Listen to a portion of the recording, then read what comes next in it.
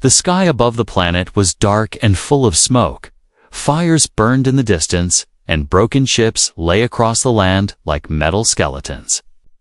The war was over, but the planet was still full of danger. Corporal Ethan Price, a human field medic, walked alone with a heavy backpack and tired eyes. He had survived the last battle between humans and the Varians.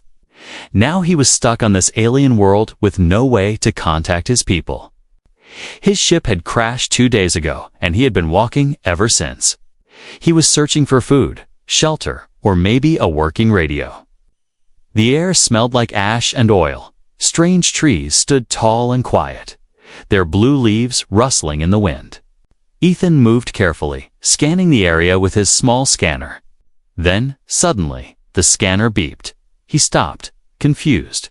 There was a life sign nearby. Weak and fading, not animal, not human.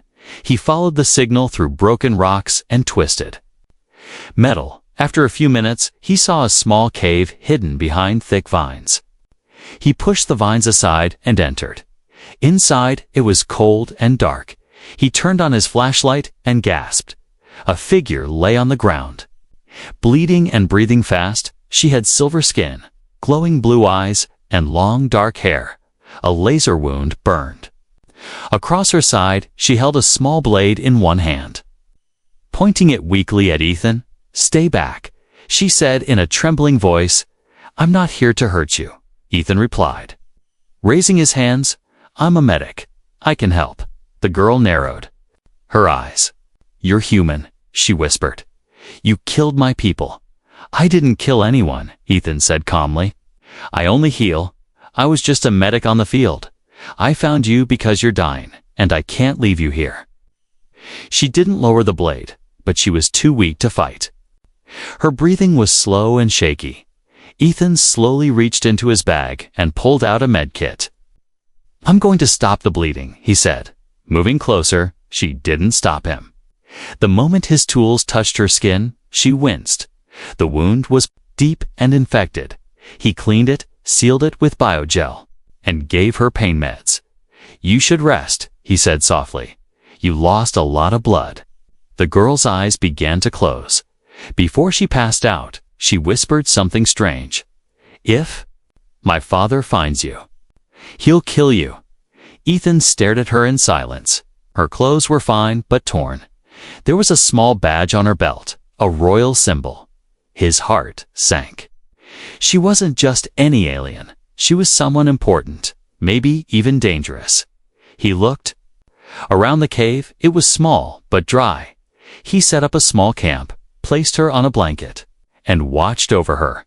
Night came quickly, and with it came strange sounds.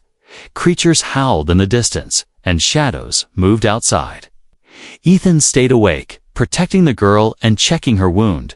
She slept like she hadn't slept in days. In the middle of the night, he heard something. A soft click.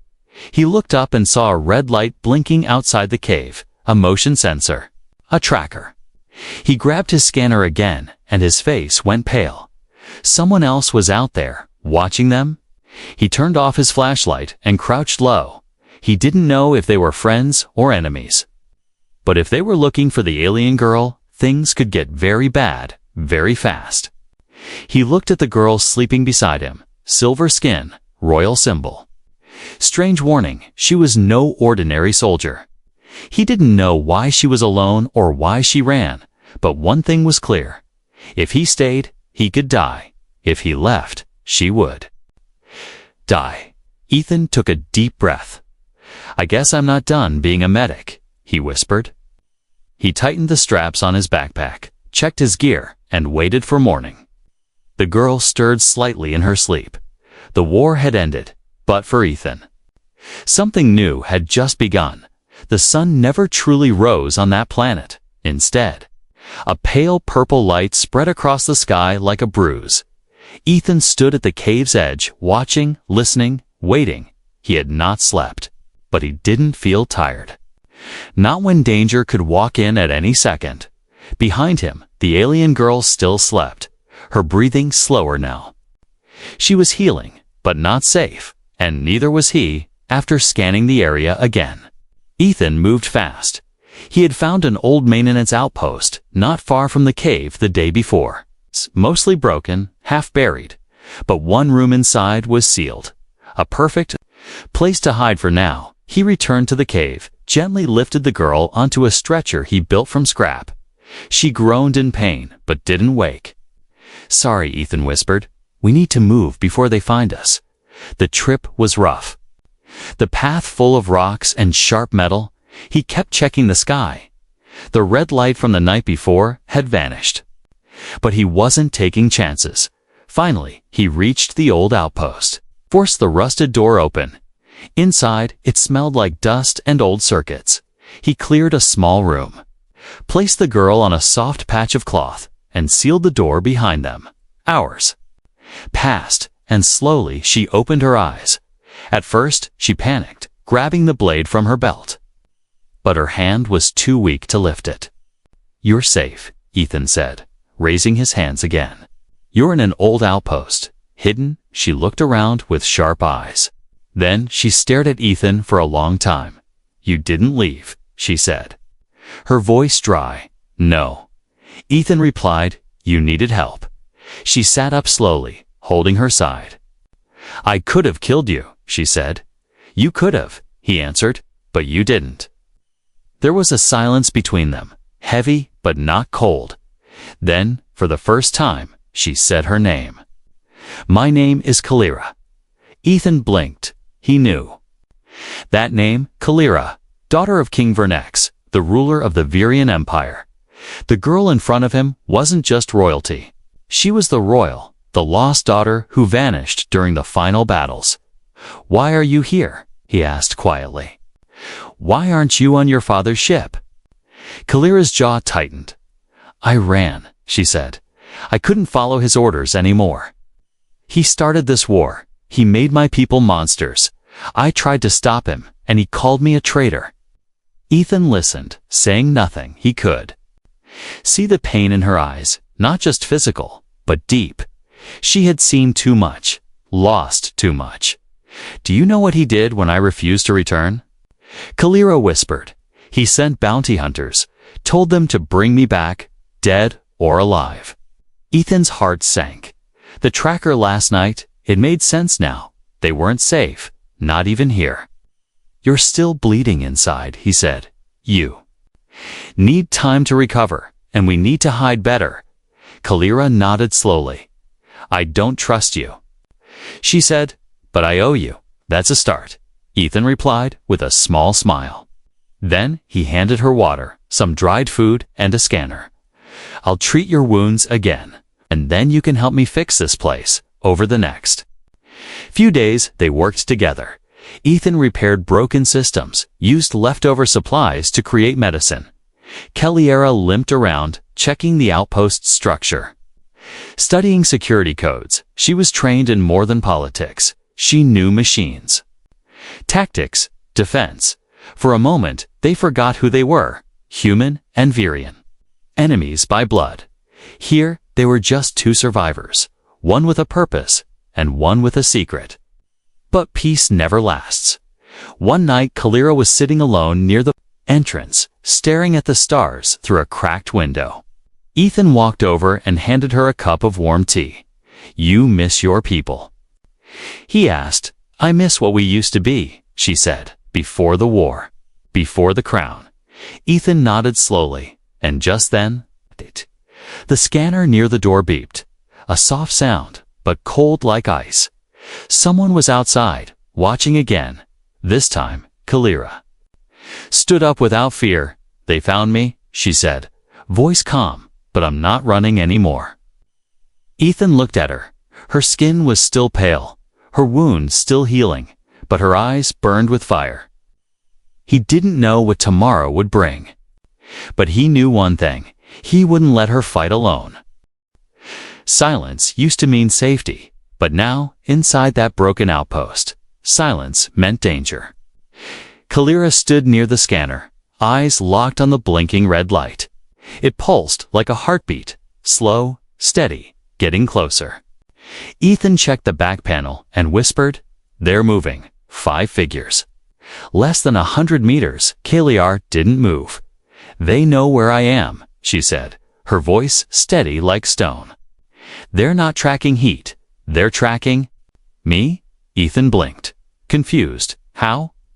Kalira raised her arm and pointed to a small device under her skin.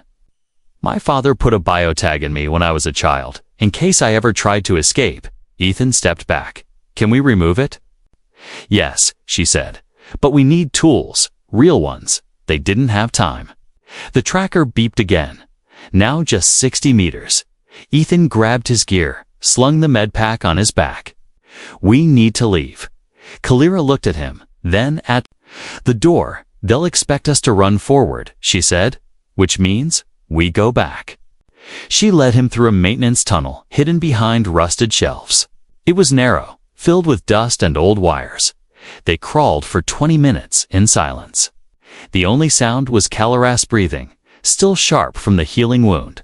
When they emerged, they were at the edge of a crashed shipyard. Metal giants lay across the valley. Broken but full of places to hide. Ethan turned to her. Why are they so desperate to bring you back? Kalira looked down. Because I know something, she whispered. Something about the human-Virian war. Something even your leaders don't know. Before Ethan could ask more, a shot rang out. A blast of energy slammed into the metal wall beside him. They were spotted. Go! Kalira shouted, and they ran. The bounty hunters wore black armor. Faces hidden, weapons glowing. They weren't just hunters, they were elite. Sent by someone with power, Kalira limped behind a fallen engine. Pulled out her small blade. Ethan crouched beside her, heart pounding. I'm not a soldier. He said, I know, she replied, but you're still standing. They moved from wreck to wreck. Dodging fire, one hunter circled wide, trying to cut them off. Kalira signaled Ethan to split. She would distract. He would flank. Ethan didn't like it, but something in her eyes said, trust me, and so he moved. The desert was quiet, except for the wind and gunfire. Ethan circled behind the hunter and found a rusted pipe. Not a weapon, but heavy. He waited, then swung. The blow landed hard, knocking the hunter down. Ethan grabbed the weapon from the fallen enemy. It buzzed in his hands, warm and deadly. Kalira ran to him, a cut across her arm. 2 more coming, she said. They ran again. Deeper into the wreckage, then, like a ghost, one last hunter appeared before them, bigger than the others, armor marked with royal symbols. Kalira froze. That's him, she whispered. Commander Vask, my father's personal shadow. Vask raised his gun. I was told to bring you back, he said coldly. Dead is easier. Ethan stood in front of Kalira. Not today, he said. Vask fired. Kalira dove sideways. Ethan rolled behind cover. The blast missed barely Kalira. Through her blade, it hit Vask's arm. He dropped the gun for just a second, enough for Ethan to fire back. A burst of energy hit Vask in the chest, sending him crashing against the wreckage. Silence again. Smoke drifted through the air. Vask didn't move. Kalira limped over and picked up the weapon. Ethan checked his pulse, still alive. Unconscious. We need to go before more come, he said. She nodded. They found a small cargo shuttle hidden under a fallen ship. Old, dusty, but fixable. As Kalira worked on rewiring the engine, Ethan sat beside her. I thought I was just helping a wounded girl, he said. But you're a hunted rebel princess with secrets that could start another war. Kalira didn't smile. Instead, she looked up and said, You saved me more than once. I think it's time I told you the truth. The shuttle came alive with a soft hum. Lights flickered, the engine warmed. They were ready to fly, but the real journey was just beginning. The stars looked quiet from space, but silence can lie. Ethan watched the control panel flicker. As the small cargo shuttle flew through empty black, Kalira sat beside him, her arm bandaged, her face pale but calm. They had escaped the hunters, for now, but safety was still far away. "Where are we going?" Ethan asked, his voice low. Kelleera stared out the window. "To a dead station in Sector 9, she said. "It's abandoned, but its radio array still works." "I need to send a message." "A message to who?" She didn't answer. The shuttle creaked as it landed on a rust-covered platform. The station looked like a ghost floating in orbit. Forgotten, they stepped inside through a narrow airlock. Lights blinked weakly. Old wires sparked, and metal echoed with every step. They reached the comms room. Dust covered the screens. But Kelleera moved with purpose. She began typing commands in a language Ethan didn't understand. "What are you doing?" he asked. "Unlocking truth," she said. She tapped a final key, and the screen glowed blue. A voice began to speak, not live, but recorded. It was Kelleera's father, King Vernex. His voice was deep and cold. He spoke in Virian, but subtitles. Auto-translated on screen, "The humans trust the peace agreement. They believe we ended the war because of honor. Fools, let them lower their weapons. Then, we strike where it hurts." Ethan's eyes widened. "This was recorded after the war ended," he said slowly. Kelleera nodded. "My father signed the peace only to buy time. He's building a second army on the Dark Moon. A vexor no human knows." Ethan backed away from the screen. "If this is real, millions of lives are in danger." "That's why I ran," Kelleera said.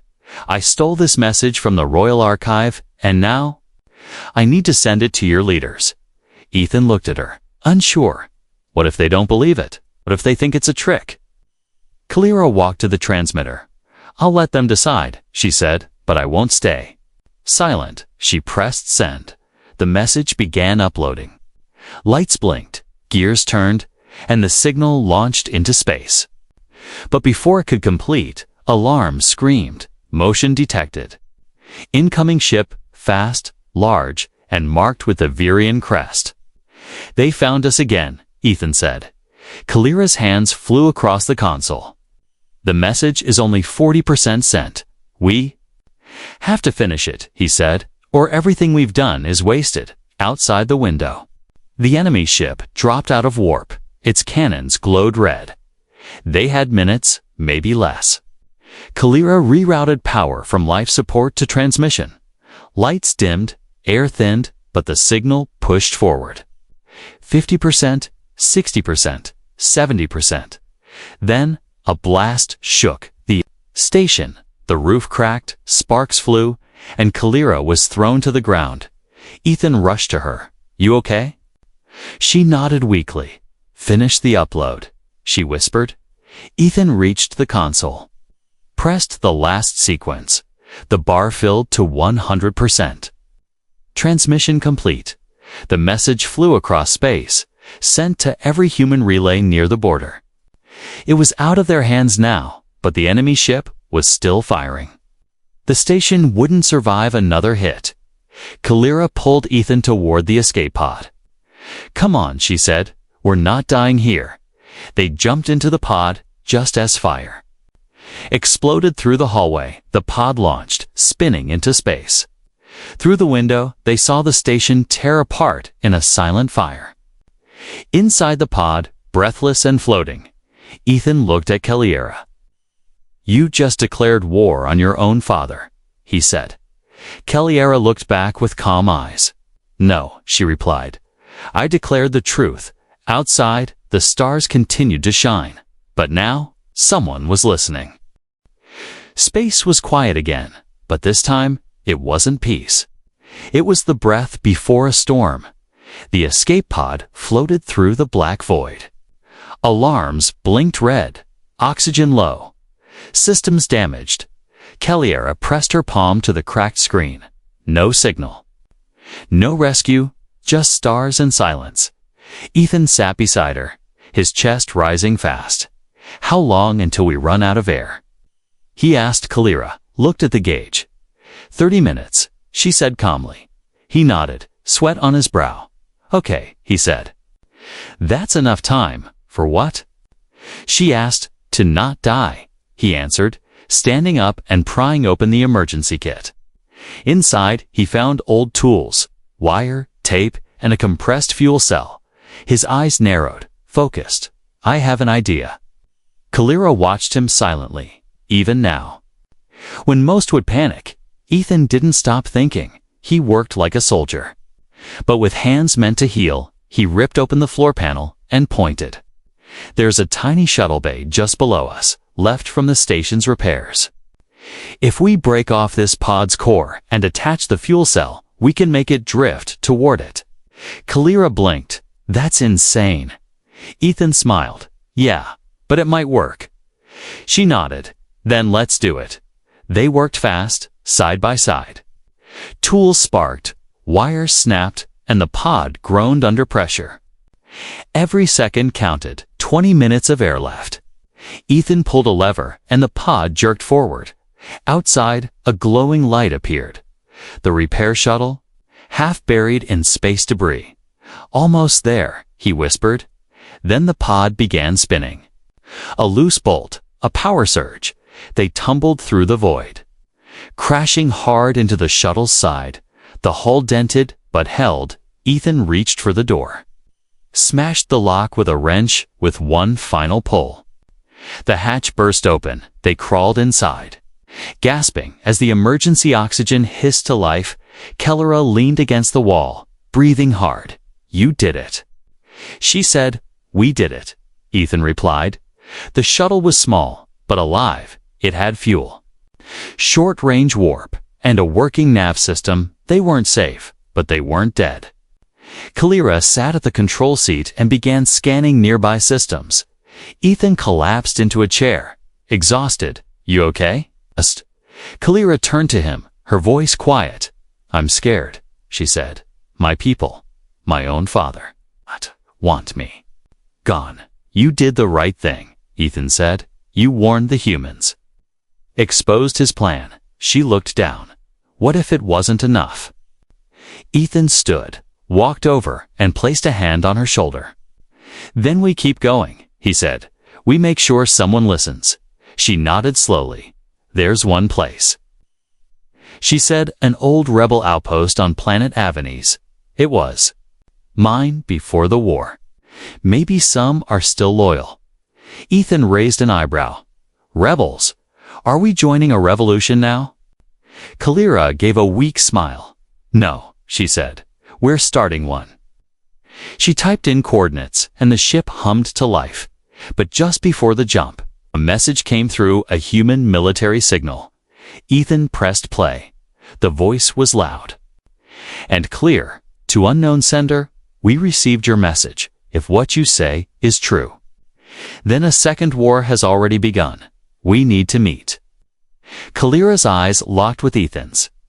They heard us, she whispered. They believe us, but the joy was short-lived. Another alert came, an enemy signal. Masked but strong, a Virian fleet had entered the sector. They're hunting again, Ethan said, and they're close. Kalira tightened her grip on the controls. If we want to meet your people, we need to survive first. Then let's escape properly this time, Ethan said. Together, the ship jumped into hyperspace, a streak of light vanishing into the stars. Behind them, a shadow followed, but ahead. There was still hope. The stars outside the shuttle's window were cold and endless. But inside, the air felt thick with danger. Kalira sat quietly, her hand pressed against her side. The old wounds still hurt, but worse was the feeling of being watched. Ethan watched her carefully. They had escaped hunters, battled enemies, and sent a warning through the stars. But trust was still hard to find. Their ship touched down on a neutral space station. No flags, no armies, just shadows and whispers. They thought it was safe, a place to rest and repair. But peace was a mask, and beneath it hid a deadly secret as they moved through the cold corridors. A figure stepped out from the shadows, a woman with sharp eyes and a quiet smile. She called herself Lyra. An old friend of Kalira's, she promised help, a place to hide, and supplies. Kalira hesitated. But the pain in her side was growing, and Ethan's strength was fading. They followed Lyra deeper into the station to a small room filled with medical tools and machines. For a moment, hope returned. Ethan began treating Kalira's wound, while Lyra watched closely. But as night fell, Ethan noticed something strange, a hidden communicator blinking quietly when he confronted Lyra. Her smile vanished. "You should have left when you had the chance," she said coldly. "Your father wants you dead." Kalira's eyes widened in shock. Betrayal cut deeper than any wound. Suddenly, alarms screamed. The station's doors sealed shut. Virian soldiers poured into the corridors. Weapons ready. Lyra had led them right to Kalira. Ethan grabbed Kalira's arm. "We have to move," he said, pulling her to her feet. They fought through narrow halls, dodging blasts and falling debris. The pain in Kalira's side flared. Slowing her down, Ethan carried her when she could no longer walk. Their breath came fast, hearts pounding. Outside, the shuttle waited. But their escape was not yet certain. As they ran, Ethan caught a glimpse of Lyra, standing at the control panel, watching them leave with a sad smile. "Goodbye," she whispered. "Run fast." But you can't hide forever. The shuttle's engines roared as they blasted off into space. Behind them, the station faded into darkness. But the betrayal left a scar deeper than any wound. Kalira looked at Ethan, her voice soft but strong. "I trusted her," she said, "and that almost killed us." Ethan nodded. "But we're alive," he said, "and we fight on." The stars outside were still cold, but inside the shuttle, a new fire burned. The fight was far from over. The stars seemed endless, but this time they felt different. Not cold, but full of promise. Ethan and Kalira drifted through space toward a hidden planet. A place few knew existed. A refuge for those who dared to stand against the king. The ship's engines hummed softly. The weight of their journey pressed on them. But so did hope. Kalira looked out the window, her silver skin glowing faintly in the dim light. She was no longer just a wounded rebel princess. She was a leader. Fierce and wise. Ethan watched her quietly. He had saved her life. But she was about to give him something more. They landed on the hidden planet, surrounded by towering forests and ancient ruins. The rebel camp was small but alive. Faces full of courage greeted them. Whispers of hope spread quickly. Kalira spoke to the leaders, her voice strong. She told them of the king's lies, the secret army, and the danger to all life in the galaxy. The rebels listened and prepared.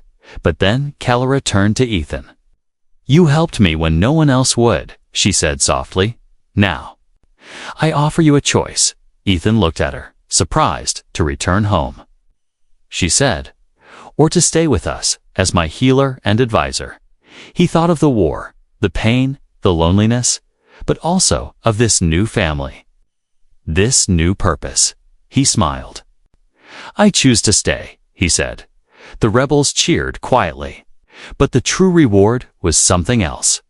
Kalira reached into a small box and pulled out a glowing pendant. "This is a symbol of our trust," she said. "More than honor, it is." A promise, she placed it around Ethan's neck. A soft light spread from the pendant, filling the room with warmth. Ethan felt it deep inside. A connection to a people, a future. A life he never imagined. Outside, the stars shone bright, not as distant lights, but as guides for what was to come. The war might have been over, but a new story had just begun.